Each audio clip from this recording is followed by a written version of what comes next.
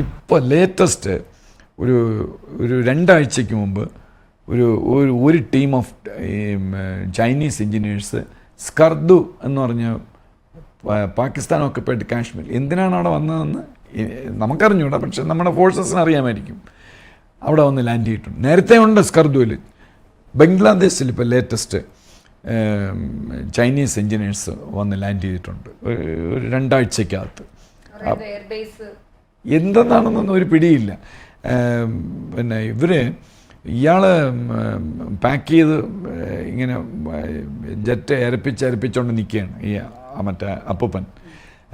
അപ്പം അവിടെ അയാൾക്ക് ഇട്ടിട്ട് പോകേണ്ടി വരും. അപ്പോൾ അതിന് മുന്നേ ഇത് അപ്പൂപ്പൻ്റെ പരിപാടി എന്ന് പറഞ്ഞാൽ ഈ ചൈനയെ അങ്ങ് ഏൽപ്പിക്കുക എന്നുള്ളതാണ്.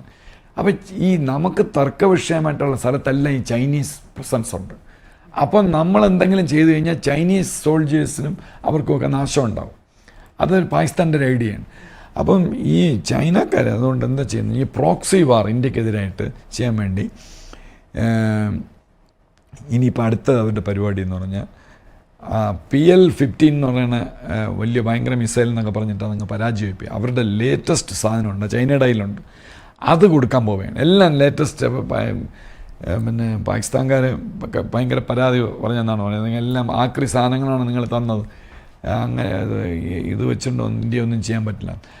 ഇനിയുള്ള ഒരു വലിയ ത്രെട്ട് ഇന്ത്യക്ക് ചൈനയുടെ നിന്ന് വരുന്നു. ഇപ്പോൾ ചൈന ഇപ്പം പാകിസ്ഥാനെ പോലെ നമുക്ക് വലിയൊരു ത്രെട്ടായി വരികയാണ്.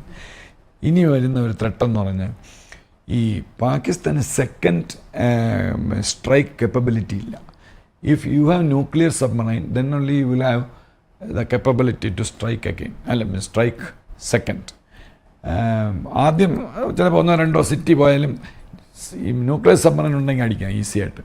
അത് ലോകത്ത് 5 രാഷ്ട്രങ്ങൾക്ക് 6 രാഷ്ട്രങ്ങൾക്കേ ഉള്ളൂ സെക്കൻഡ് സ്ട്രൈക്ക് കേപ്പബിലിറ്റി. അത് പാകിസ്ഥാനില്ല. പാകിസ്ഥാൻ അത് ഓപ്പറേറ്റ് ചെയ്യാൻ അറിഞ്ഞുകൊണ്ട് അവർക്ക് അതിനുള്ള കപ്പാസിറ്റി ഇല്ല.